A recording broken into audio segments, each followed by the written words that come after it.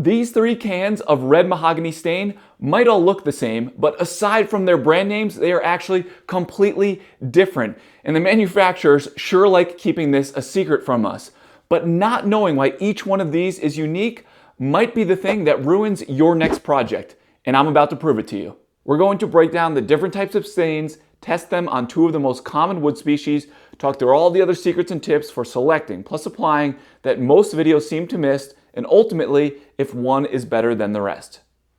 There are two main ways that manufacturers add color to make stains: pigments and dyes. And let's start with the pigment stains.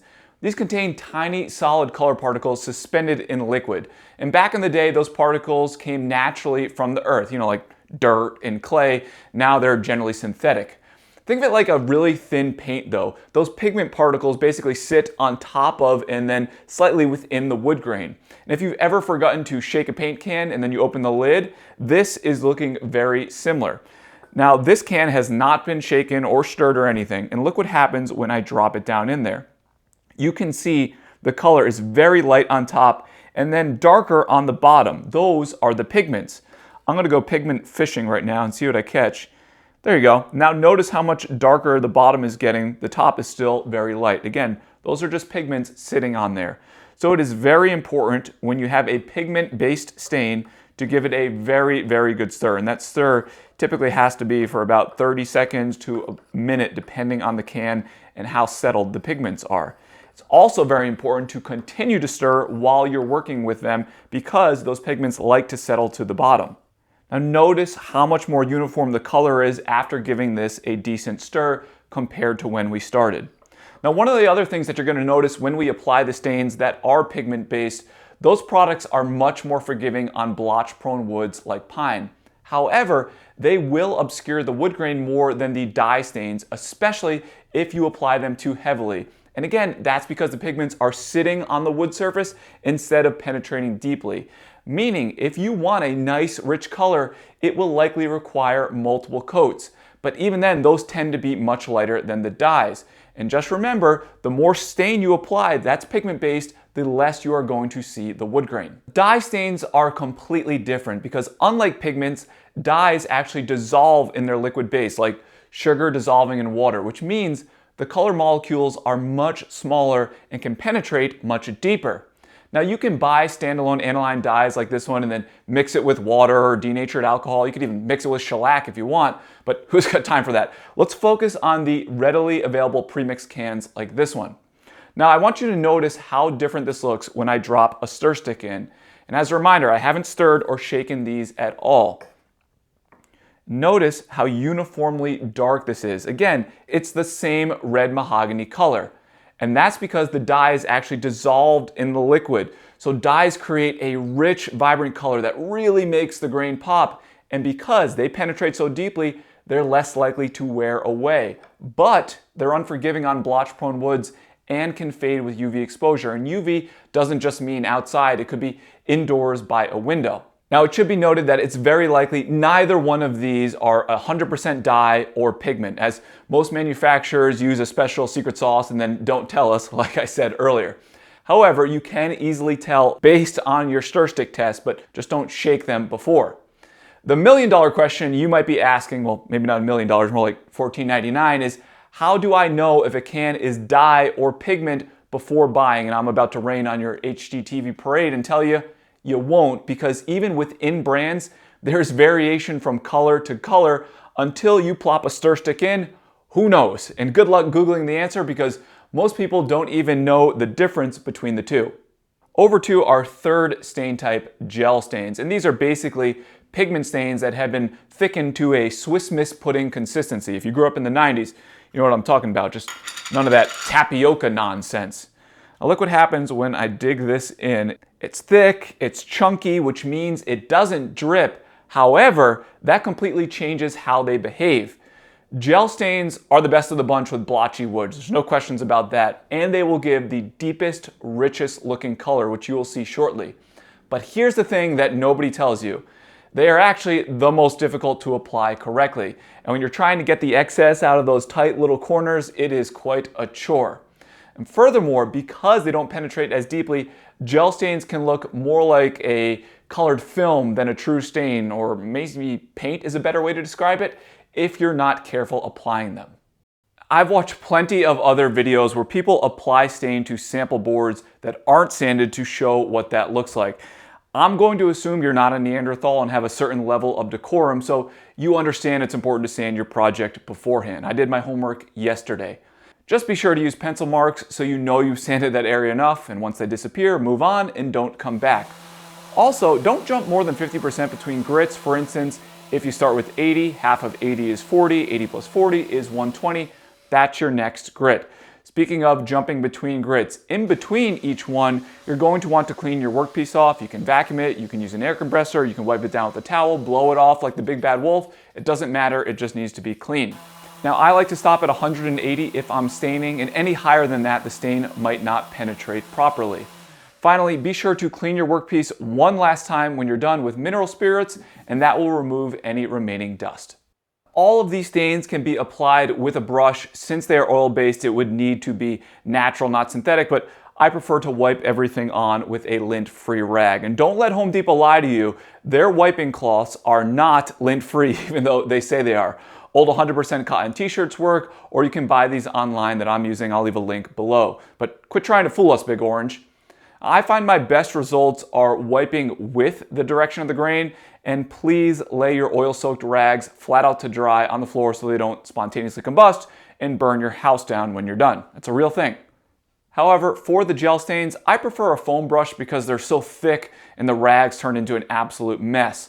Now, I'm applying these stains to the most select pine board I could find at Home Depot and a piece of red oak to demonstrate the difference between the two.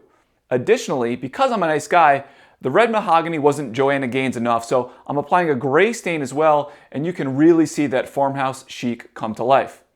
Now, after application, I like to wait 10 to 15 minutes depending on the product and then wipe off the excess. While we wait, I want to take a moment to thank the sponsor of today's video, Electric E-Bikes.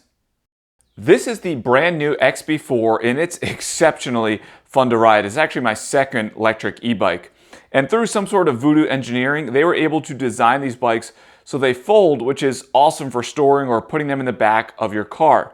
Now we're getting ready to bring our bikes down to the beach with us for vacation, and I doubt I'll even bring the chargers because the extended range battery on this new XP4 can go over 85 miles, which is absolutely wild and way more than I plan on biking on vacation. Also, this bike has 5 modes. There's Eco, Tour, Sport, Sport Plus, and Turbo, which if you're a speed junkie like me means this bike can now go 28 miles an hour without you even having to pedal. Perfect if you're feeling lazy on vacation, I guess. And no, I'm not going 28 here, don't panic. One of my wife's favorite features, because she is vertically challenged, is the step-through design, which helps her feel much safer. Also, they added a turn signal on this XB4, a nice touch. And despite all those features and the new tech, this bike took me less than 5 minutes from unboxing to riding. Plus, electric e-bikes are affordable. They are one of the few companies that make high-quality e-bikes with hydraulic brakes for under $1,000. If you want to check out electric e-bikes, click the link in my description or scan the QR code on screen. And here's a bonus. Add a bike cover to your order and get it completely free with code Lincoln at checkout. And a huge thanks to Electric for sponsoring this video. For cleanup, I like to use blue shop towels or a lint-free rag to remove the excess stain. I suppose the lint-free rag is safer, but when you're a middle-aged father of 2, this is peak excitement for me these days. Let's evaluate all of this, starting with the redundantly named red mahogany. As expected, the pigment stain is the lightest color, and notice how much less of the wood grain you can see. So if you're someone that wanted to see the grain and then you accidentally apply this without checking, you're going to be a sad puppy. Now it did blotch on the pine, but it wasn't the worst. The dye stain, however, is complete Blotchosaurus Rex. Yes, it's a deeper color, but my oh my, this is just not good at all. And I would say the winner of the Select Pine round 1 would be the gel stain. It has a nice, rich color. Yeah, there is some variation here from the stain being absorbed unevenly, but it's acceptable. We could give this a passing grade of a B-. The other two, well, they failed this round. Because oak is such a great wood to stain, it has a nice open grain that evenly absorbs the product, the differences between these three is a lot less noticeable than with the pine. However, you can still see some things. On the pigment stain, it does obscure the wood grain a little bit more than on the dye stain. You can see the contrast here. And of course, on the gel stain is a more exaggerated version of the pigment here. But overall, they do look good. The dye stain is more brown than red, but that's really dealer's choice on the color that you prefer. As far as our knockoff Pottery Barn Gray, this was one of those life gives you lemons, you make lemonade moments. Remember when I said earlier that most of these brands use a mixture of pigments and dyes, and then there's even variation within brands from color to color. The Minwax Red Mahogany was just about all dye. The gray, however, I could pull some pigments off of the bottom. It was nothing like the Varathane, but it's something. As far as the look, different verse, same as the first. The pigment stain does hide the grain, and it's not terribly blotchy, but it is noticeable. Our middle sample does have a bad skin condition, again, with whatever the ratio is of dyes to pigments. And the gel stain is just a darker version of this pigment here. It's got a nice, consistent color. As far as the oak board, you can really see how much pigments sit on the surface instead of absorbing down with a primarily dye-based stain like this one. As far as the look and the color, this one doesn't do a lot for me. Is there a secondary story starting to develop that I didn't even plan on, where Minwax colors are worse looking than Varathane? I think it's up for debate. We need to revisit our ugly blotching issue and why this happens. The short version of a somewhat technical issue is blotching happens because certain woods have uneven densities and pores across their surface. Pine is the most notorious, but there are other species that behave just as badly. You've got poplar, alder, maple, cherry, your birch plywood. They all resist the urge to accept stain evenly. The easiest way to combat this is by using a product called pre-stain conditioner. Just be sure to get an oil-based conditioner if your stain is oil-based, and vice versa for water-based if you're using water-based stain. I'm teetering on borderline too feminine as it is, so I'm going to stick with oil-based to keep my masculine facade going. Now, the pre-stain conditioner is applied after sanding. A brush or cloth works fine, but the goal is to get the workpiece looking uniformly wet. If you're working on end grain, that likely needs to be reapplied almost instantly, and then you wipe away the excess after 10 to 15 minutes. Most people don't realize that you have a limited working time between when you apply the pre-stain conditioner and the actual stain. If you wait too long, it essentially becomes irrelevant. Now, check your can for your manufacturer's recommendations. This one says 2 hours, but I don't like to chance it. I'm ready to go right after. Application of the stains is going to be exactly the same, but you will be shocked for a couple different reasons at the results. And it's not just because of the blotch prevention. There's something else people tend to gloss over in these videos. Our blotch prevention is working as expected, but I want to bring in our original sample board to see if you can spot that difference that a lot of people like to gloss over in these videos. So again, this is our pre-stain conditioner board and then the original sample on top. Can you see the difference? It's pretty dramatic. Pre-stain conditioned boards are going to be much lighter after you apply the stain. And the reason is pre-stain conditioner works its magic by filling in the pores and then somewhat sealing them to keep things even. However, it also reduces how much stain is left on the workpiece, thus the lighter color. Working down the line on our new sample board, the pigment stain looks very uniform, but yes, lighter. The dye stain received some sort of a topical steroid and seems to be recovering nicely. I mean, the original was an absolute disaster. This is still blotchy, but I would say it's passable. And our Gel Stain 2.0 does have a lot less color variation across the board compared to the original sample. And as far as our oak boards, there really isn't much of a difference at all. I actually had to go and review the footage to figure out which one was which because I forgot to label them properly. Anyways, this is the pre-conditioned board. This is our original sample board. It's maybe a touch lighter, but there's not much of a difference at all. And there was no blotching to begin with. And this is why using a pre-stain conditioner on a non-blotch prone wood like oak or ash is a complete waste of time and money.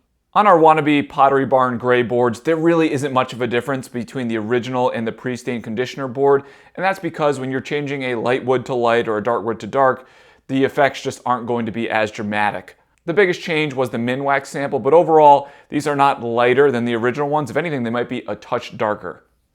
Clearly, these boards are a major improvement over our original sample boards, but I can feel you getting ready to ask, what if I want the deeper color, but I'm not all about the blotch life? Well, you are in luck because I've been keeping a secret from you.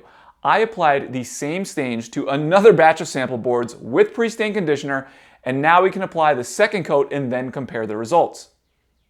If you're having a lot of fun and you feel like this video is helping you understand an aspect of wood finishing in an entirely new way, number one, I'm happy to hear that, and number two, I might have something that could be of interest to you. Now, without a doubt, finishing related questions are the most common messages and comments I receive by a wide margin. And I get it, this stuff is so confusing and there's so many products on the market. Where do you even start picking the right one? Never mind how to actually apply it properly. So I recently put all the techniques and information together that I've learned from classes, research, and good old-fashioned trial and error into a standalone course called Honest Finishing. So you can avoid all the mistakes I learned the hard way over the years. The course will take you through everything you need to know about wood finishing, prepping your projects, picking the right product, and applying them to get professional looking results with indoor and outdoor finishes. It's something like 4.5 hours of content, and I crafted the course in a very specific way to help you get the most out of it. I'm really proud of the finished result. There's the link below if you're interested. And I truly appreciate everyone's support over the years. It means a lot to me and my family. Time for our dramatic reveal. Here we go. You're gonna be shocked at the difference. Oh, wait a second. They are essentially the same. This is our original on the bottom and this is 2 coats on the top. And this is one of those things that I've always seen glossed over, but if you apply a pre-stain conditioner and then a very heavy coat of stain like I did, I haven't had much luck deepening the colors with more stain. I'm not entirely sure why, but here's my hunch. I'm fairly certain that pre-stain conditioner is just a very, very thin wiping varnish that seals the wood. Whatever is left on the surface after the solvents flash off is likely preventing more stain from being absorbed into the wood beyond the first coat. Because when you try this experiment on a board without pre-stain conditioner, you can darken the color with the second coat, but you're back in the crustaceous period with Blotchosaurus rex. So if you want a nice deep color and no blotching, make sure you apply a heavy coat of stain and let it sit longer before wiping off the excess. Excellent. Now that we have cleared that up, let's hit on one of the most misunderstood things about stains. Now, contrary to every budding Pinterester and first-time homeowner's dismay, stain is not finish. I know, right? Mind blown. But when someone asks, what did you finish that with? And you say redundant red mahogany, you're only telling half the story. Now, Minwax isn't helping with the public education here. Wood finish on the can. Come on, guys. But it provides zero protection. An actual finish needs to be applied over the top. And just wait, because this might be the thing that gives you the deeper color that you're after. So let's lay down some ground rules here. Despite what you've heard, you can apply a water-based product over an oil-based stain. However, instead of waiting 4 to 24 hours like you would if you were applying an oil-based finish, you need to wait at least 72 hours before starting. Yes, 3 full days, because you don't want to run the risk of the oil-based stain not being fully dry. So should you pick an oil or a water-based finish? And that, my friends, is a good question. And the answer I always give back to people is, it depends. The general rule of oil versus water is water-based products will not alter the appearance of the wood much, essentially clear. Oil-based products, on the other hand, like the Minwax polyurethane you've likely seen at the home center, it will bring the piece to life more with a deeper color, but it will slightly amber the appearance. Additionally, the water-based products tend to be slightly less durable than their oil counterparts. So again, it depends what you're building. And the oil versus water dilemma is only your first crossroads. If you go down the oil road, there are a bunch of different products to choose from. But to keep it simple, I'm going to apply a couple coats of the water-based poly and the oil-based so that you can see what I'm talking about. Both of these products have their own nuances to getting a nice result, and it's a topic that really does require its own standalone video or a chapter from a carefully curated finishing course. But again, I'm a man of the people, so the Cliff Notes is this. I generally use a foam brush when applying water-based poly. I'm fresh out, so I am using a synthetic brush. Regardless of which applicator, it's always short strokes across the grain, and I typically do 2 to 3 coats depending on the project, and I sand in between each one very carefully. For the oil-based, I like to wipe them on, so you need to either thin down your Minwax or buy an already thinned down product like the one I'm using here. and I apply using a lint-free rag. No living dangerously here. The product goes on with nice, long, even strokes, and 3 coats is all the manufacturer recommends. 2 is probably fine for an instance like this, with a light sanding in between. And just like that, we have some perfectly finished sample boards. The differences here are subtle, but the water-based on the bottom does not alter the stain color and has a nice subtle film on top. The oil-based is a little more vibrant, and you can see what I'm really talking about with the ambering on these unstained portions here. Since it was wiped on in thin coats and I've failed enough times to finally know what I'm doing, it looks really good, or as good as Home Depot boards can. So what are the hard and fast rules that will keep you from accidentally ruining your next project? And is there a clear winner? Now, the key with pigment stains is to stir, stir, stir before and during. Let's say you're working on staining a big piece. Over the course of 20 to 30 minutes, those pigments will settle and you're going to end up with inconsistent color across the surface, which is almost impossible to fix unless you sand it back. It's happened to me more times than I can count. That was a hard lesson to learn. Pigments really shine when you want consistent color, especially on blotch-prone woods, but you're not married to seeing a lot of the wood grain. Dye stains are the undisputed kings for highlighting wood grain. They're awesome when you're working with a quilted maple guitar body, slightly less cool on pine boards, but I guess that's subjective. Just remember, they are much more likely to blotch and will fade with UV exposure. Don't put a dark stained piece by a window in direct sunlight. Half of your table will be a different color in a few years. Think of gel stains as a type of paint and the trickiest to apply, especially on pieces with tight corners. Those are a pass, but on big flat surfaces where you want a nice deep color, a front door because they're better with UV, or maybe an ugly poplar project that needs some color, I've done that a number of times, these are tough to beat. So which one is best? Just like every other finishing question, it depends. I tend to lean gel stain, but you get out there, experiment, and see what you like. We'll see ya.